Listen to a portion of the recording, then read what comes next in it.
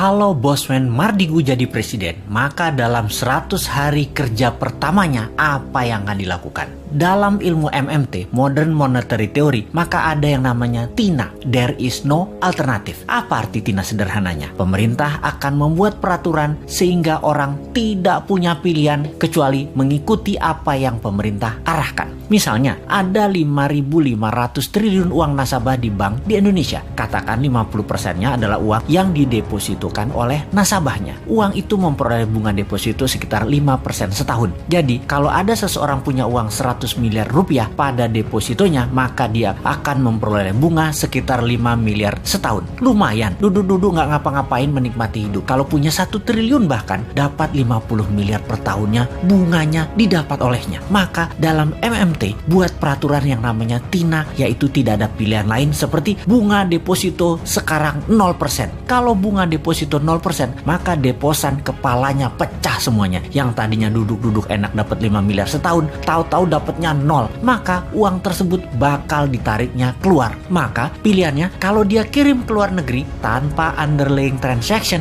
atau tidak ada transaksi, hanya pindahin uang, dia akan kena pasal flight capital, penjara 5 tahun. Keluar uang dari Indonesia harus ada masuknya atau transaksinya, misalnya beli alat produksi atau apapun yang bermanfaat. Kalau mau deposito di luar negeri, tukar mata uang asing, flight capital, penjara 5 tahun. Apa yang terjadi kalau TINA diterbitkan regulasinya? Sementara dari 5.500 triliun, setengahnya adalah deposito yang tidak berbunga. Maka uang tersebut mendadak bisa keluar dari bank dan masuk ke sektor real. Jadi pabrik, jadi hotel, jadi kafe, invest di UKM, dan uang yang 2.000 triliun rupiah itu atau sama dengan APBN mengalir deras ke sektor ekonomi produktif. Ekonomi Indonesia dalam semalam akan berputar. Makanya jangan pilih Bosman jadi presiden.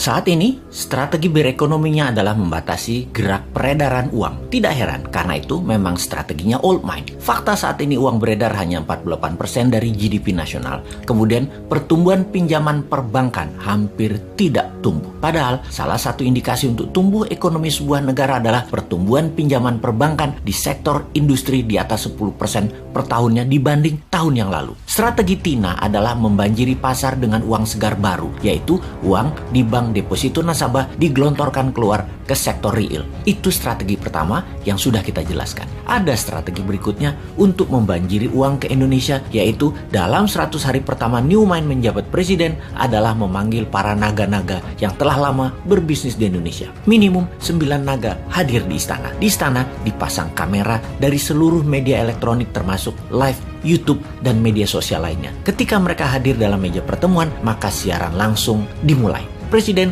akan mengatakan, Pak A, menurut data di kantong saya, Anda dan keluarga yang telah 50 tahun membangun bisnis di Indonesia memiliki uang tunai di negara lain lebih dari 10 billion dolar atau 150 triliun rupiah. Kapan uang itu balik ke Indonesia? Maka si A mengatakan, 24 bulan lagi Pak. Maka Presiden akan mengambil pasportnya dan berkata, tak pinjem pasportmu 2 tahun ya, sampai uangmu masuk balik ke Indonesia. Oke, Pak F, berapa lama uangmu dan keluargamu yang di luar negeri itu akan masuk balik disimpan di Indonesia? Maka F menjawab, wah belum tahu Pak, harus saya hitung dulu. Maka Presiden akan mengatakan, baiklah kalau begitu kita pinjem pasportnya ya. Juga kita belum tahu berapa lama paspor ini kita pinjemnya. Pak B, berapa lama aset tunaimu yang di luar negeri akan balik ke Indonesia? Pak B menjawab, 1 tahun. Baik, 1 tahun pasportmu tak pinjem ya. Kalau mau berobat ke luar negeri, ngapunten loh ya, Anda belum bisa dulu. Berobat di tanah air aja dulu. Atau mau kunjungi anak, saudara, mau tinggal atau jalan-jalan wisata ke luar negeri, belum bisa dulu. Jadi wisatanya di dalam negeri aja, sampai uang di luar negeri balik dulu ke tanah air, nggih. Janji suci kalian ini disaksikan seluruh rakyat Indonesia loh. Anda ini pahlawan ekonomi kalau balikin uang tersebut ke tanah air yang akan membantu ekonomi dalam negeri. Kita putar cepat bersama. Mau kan jadi pahlawan bangsa? Ini masa kalian berkontribusi ke negara tercinta loh. Sahabat, Dari 11.000 triliun yang ada di kantong, pasti dengan strategi ini minimum separuhnya balik masuk ke Indonesia dalam setahun ke depan. Sulit mereka para naga nggak keluar negeri karena berobat itu di masa tuanya. Mereka juga berpenyakit kok, nyaman dengan dokter luar negeri. Juga sulit mereka tidak mengunjungi dan melihat simpenan-simpenan tanda petik ya, simpenan mereka yang banyak itu. Makanya jangan pilih Mardigu jadi presiden.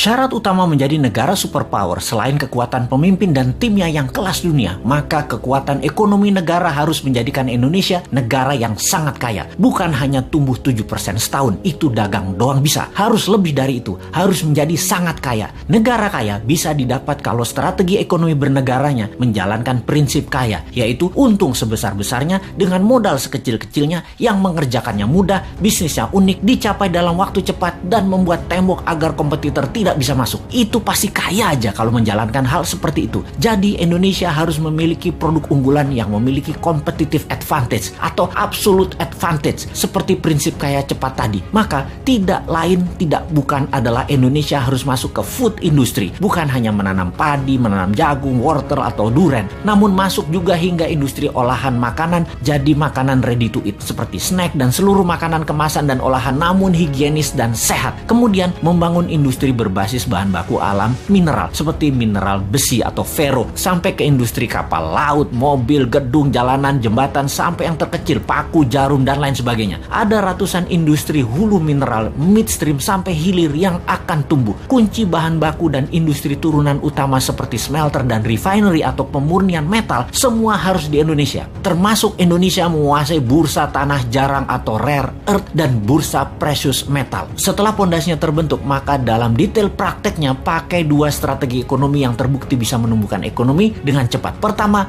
bottom up, dari bawah ke atas, di mana kita akan membuat UKM scale up dari 20 juta pengusaha kelas kecil saat ini, 50%-nya dalam waktu 10 tahun menjadi pengusaha kelas menengah, dan 50% kelas menengah tadi menjadi kelas besar dengan pinjaman 0% menggunakan printing money. Yang diutamakan adalah industri serta manufaktur. Yang kedua adalah trickle down, dari atas ke bawah, di mana kita akan membuat 1000 konglomerat baru. Program ini bernama Bossman Boys. Setiap provinsi akan diseleksi mereka yang nasionalis, sudah memiliki pengalaman bisnis minimum 10 tahun, sudah memiliki organisasi dan tim manajemen yang tangguh. Mereka rata-rata akan diberikan standby loan 5 triliun rupiah tanpa bunga yang harus dikembalikan dalam 7 tahun utuh. Seleksinya nasional berdasarkan prestasi, meritokrasi sistem. Yang terpenting karakternya adalah NKRI garis lurus, visioner, agresif, dan terukur. Oligarki mules nih kalau program ini dijalankan. Makanya jangan pilih Mardigu jadi presiden.